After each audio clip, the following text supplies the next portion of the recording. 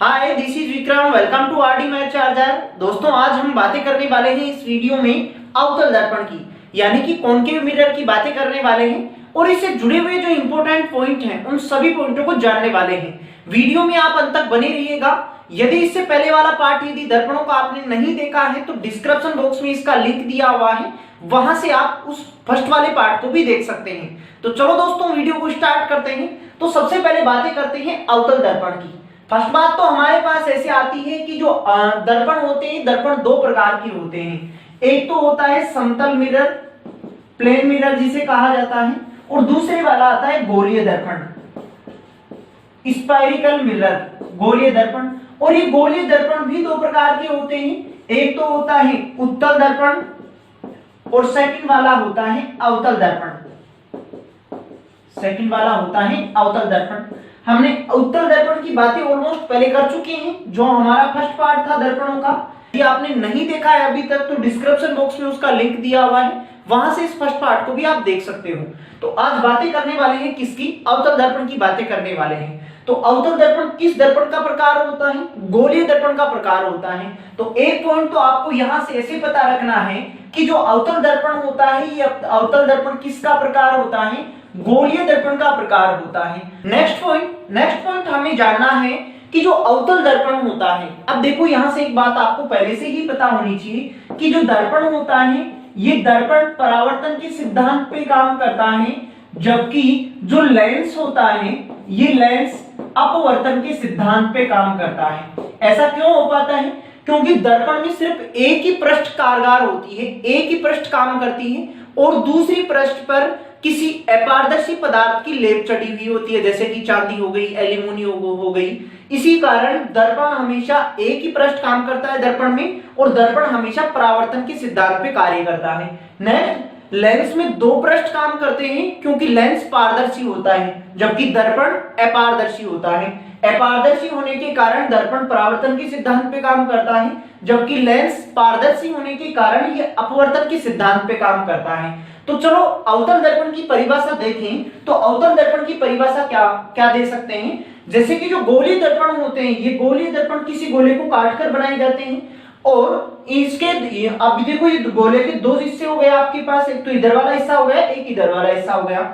एक तो कंडीशन हमारे पास ऐसे आती है कि इसे अंदर वाली सतह पे पॉलिश कर दे। क्यों किया पॉलिश? क्योंकि पॉलिश करने पर ही दर्पण का रूप लेगा ये।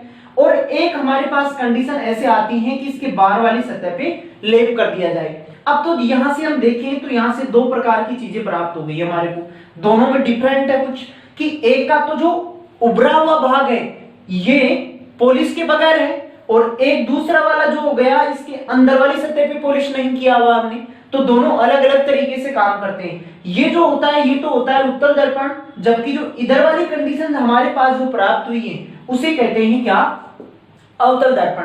तो अवतल दर्पण की परिभाषा क्या दे सकते हैं? अवतल दर्पण की परिभाषा दे सकते हैं कि वह दर्पण जिसका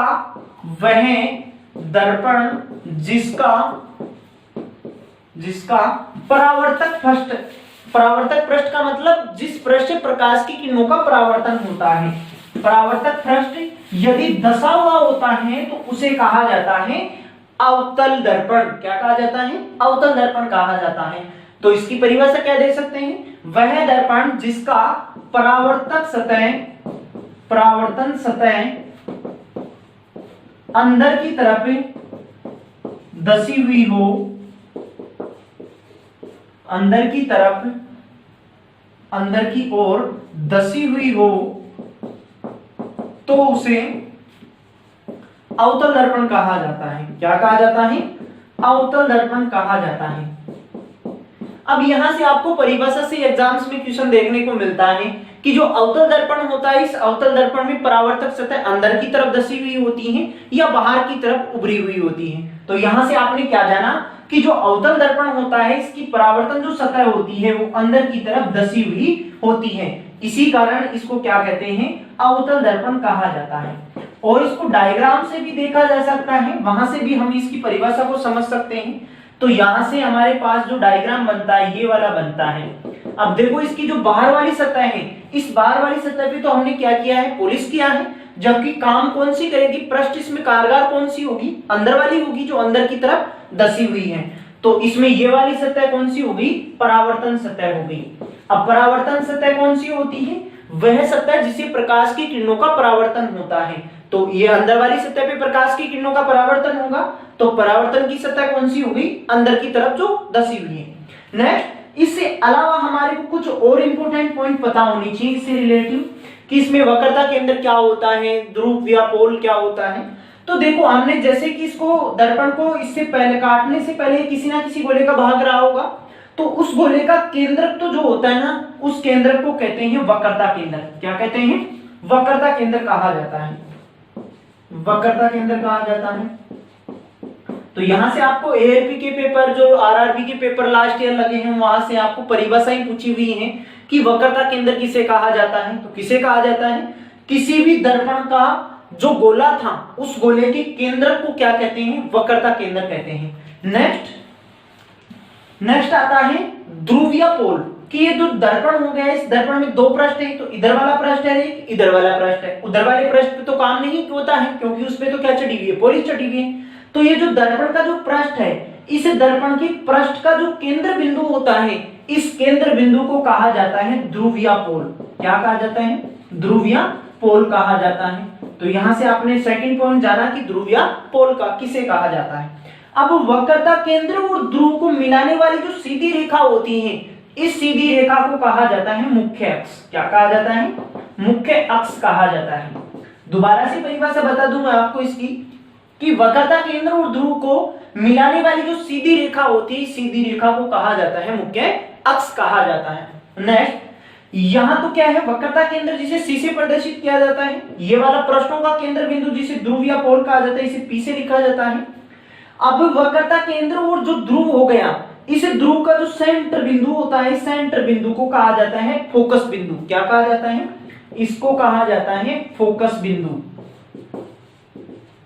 इसको कहा जाता है क्या? फोकस बिंदु कहा जाता है। नेक्स्ट, पांचवा पॉइंट हमारे पास बनता है फोकस दूरी। क्या कहा जाता है? फोकस दूरी। अब जो फोकस बिंदु होता है, इस फोकस बिंदु को बड़े एफ से प्रदर्शित किया जाता है, जबकि जो फोकस दूरी होती है, इस फोकस दूरी को छोटे एफ से लिखा जाता है। तो आपने यहां से फोकस बिंदु क्या कहा कि जो वक्रता केंद्र और जो ध्रुव के मध्य का जो मिड पॉइंट होता है, इस मिड पॉइंट को कहते हैं क्या? फोकस बिंदु। जबकि फोकस बिंदु और ध्रुव के मध्य की जो दूरी होती है, इस दूरी को कहा जाता है छोटा एफ, यानी कि फोकस दूरी कहा जाता है। तो आप यहां से 5 अलग अलग पॉइंट जान पाए होंगे।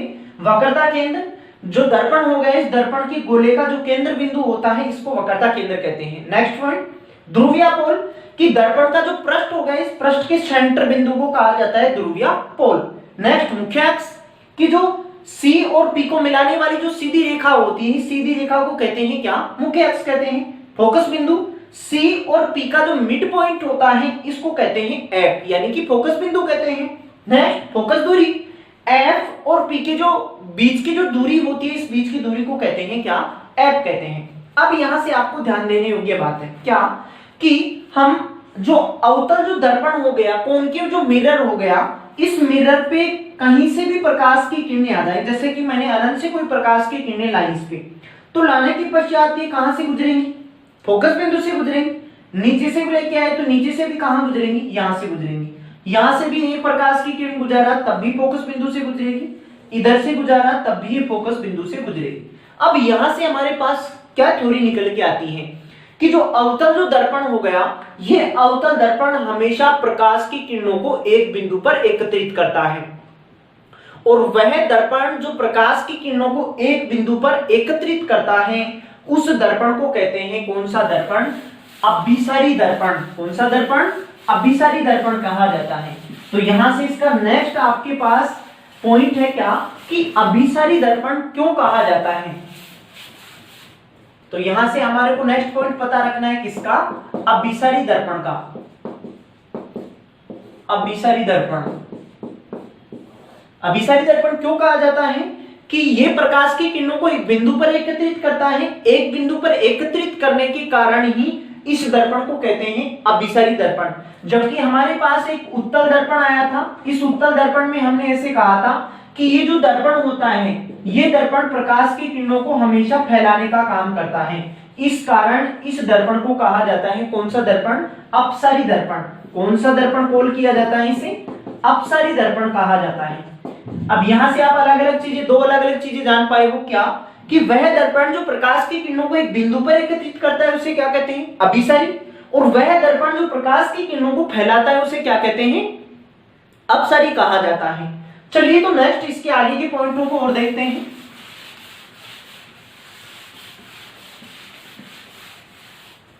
अब आप चित्र से समझ ही पाते हो कि ये कौन से वाला है।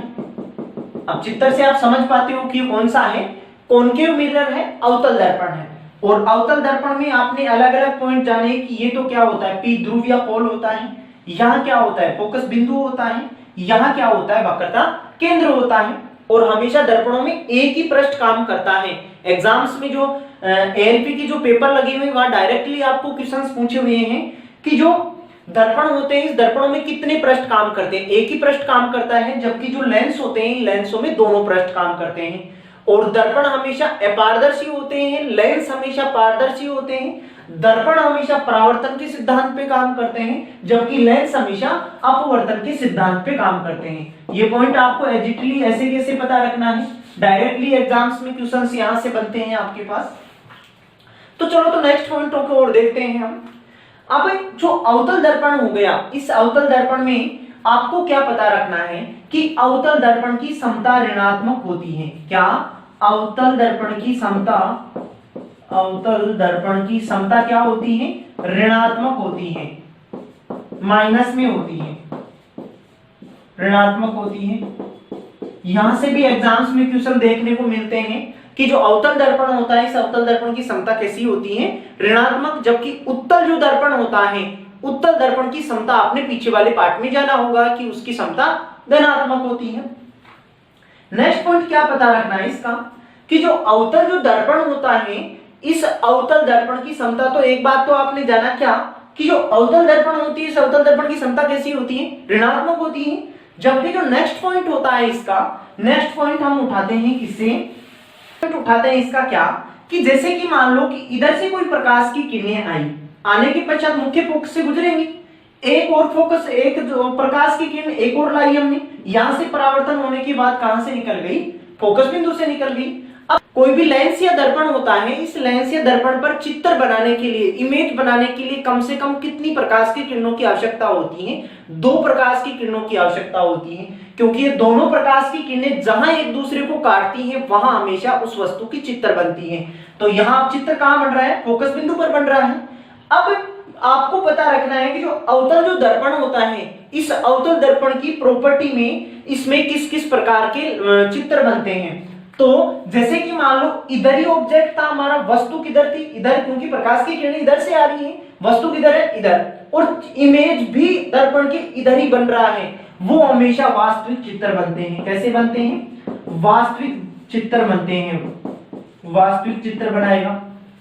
क्या समझ आपने यहां से क्या समझा कि ऑब्जेक्ट और इमेज दोनों की दिशा एक ही तरफ हो, दर्पण की एक ही तरफ हो। इधर से आपकी जो प्रकाश की किरणें ऑब्जेक्ट वस्तु से इधर से ही आ रही है और इधर ही ये दोनों आपस में काट रही हैं, तो कैसा बनाएंगी? वास्तविक। जबकि दोनों की डायरेक्शन अलग अलग हो, यानी कि ऑब्जेक्ट इधर हो और इमेज हमारी इधर बन रही हो, तो वो हमेशा आभासी प्रतिबिंब बनाते हैं। तो अवतल जो दर्पण होता है ये अवतल दर्पण कैसा चित्र बनाएगा?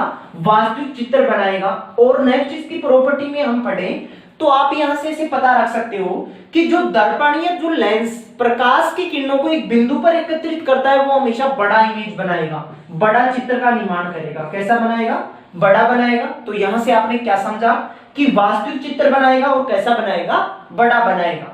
चलिए तो अब अभिसारी जो दर्पण हो गया या हम कह सकते हैं अवतल जो दर्पण हो गया, इसकी उपयोग पढ़ते हैं कि इसका उपयोग हम कहां कहां करते हैं। यहां से भी आपको एग्जाम्स में क्वेश्चन देखने को मिलते हैं कि जो अवतल दर्पण, अब देखो आपको कहीं किसी क्वेश्चंस का अवतल दर्पण उत्तर बन रहा है, अवतल दर्पण आपके पास ऑप्शन में नहीं है, तो वहां आपके पास अभिसारी दर्पण भी दिया जा सकता है, क्योंकि दोनों एक ही के नाम है। तो उपयोग पढ़ते हैं। सबसे पहला उपयोग पढ़ते हैं कि जो अवतल दर्पण हो गया, इस अवतल दर्पण का उपयोग ईएनटी के डॉक्टरों के द्वारा किया जाता है। ईएनटी के डॉक्टरों का मतलब जो कान नाक गले के जो डॉक्टर होते हैं, इनके पास जो दर्पण होता है वो दर्पण होता है अवतल दर्पण। क्योंकि ये किसी, जैसे कि मान लो कि दांत वाले डॉक्टर के पास जो दर्पण होता है वो कैसा होता है, अवतल। अब जो दर्पण उपयोग लेगा वो अवतल ही क्यों लेता है, क्योंकि वहां उस डॉक्टर को किसी एक दांत पर फोकस करने की आवश्यकता रहती है और वो एक दांत पर फोकस करके उस दांत को बढ़ा करके देख पाता है। तो बड़ा करके देखने के लिए किस दर्पण की आवश्यकता होगी, हमारे को अवतल दर्पण की आवश्यकता होगी। तो इसी प्रकार कान नाक जो गला हो गया, दांत वाला हो गया, ईएनटी के जो डॉक्टर हो गए, वहां कौन सा दर्पण का उपयोग करते हैं, अवतल दर्पण का उपयोग करते हैं। नेक्स्ट दूसरा उपयोग इसका, गाड़ियों की जो हेडलाइट आती है, उस गाड़ियों की हेडलाइट में भी कौन सा लेते हैं, अवतल दर्पण का उपयोग करते हैं। जबकि यहां से आपको कंफ्यूज नहीं होना है, गाड़ियों का जो साइड मिरर आता है, पार्श्व मिरर आता है, उसमें उत्तल दर्पण का उपयोग किया जाता है। जबकि गाड़ियों की हेडलाइट में किसका किया जाता है, हेडलाइट में अवतल दर्पण का उपयोग किया जाता है, हेडलाइट में। नेक्स्ट तीसरा उपयोग होता है इसका, जो सोलर कुकर आते हैं, वहां सोलर कुकर प्रकाश की किरणों को एक बिंदु पर एकत्रित करते हैं। तो एक बिंदु पर एकत्रित करने के लिए कौन सा दर्पण का उपयोग किया जाता है, अवतल का। तो सौर कुकर में इसका उपयोग किया जाता है, सौर कुकर में इसका उपयोग किया जाता है। नेक्स्ट जो सेविंग मिरर होते हैं, वो सेविंग मिरर भी कैसा होता है, अवतल दर्पण के ही रूप होते हैं। अब यहां से आपको सेविंग मिरर में भी कंफ्यूज नहीं होना है, मतलब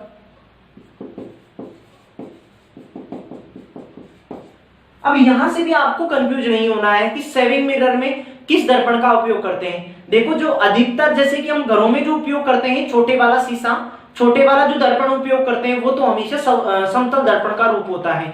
लेकिन कोई अच्छे मॉल में जाते हैं, वहां अच्छे मॉल में ही मिलते हैं हमारे को अवतल दर्पण। बाकी जैसे ऐसे छोटी मोटी दुकानें होती हैं, वहां तो समतल दर्पण का ही उपयोग किया जाता है।